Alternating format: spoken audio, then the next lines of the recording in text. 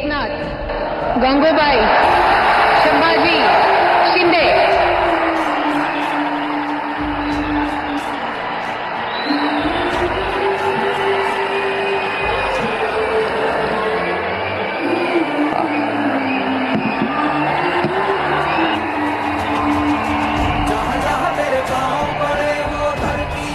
हिंदू हृदय सम्राट बाळासाहेब ठाकरे यांना वंदन.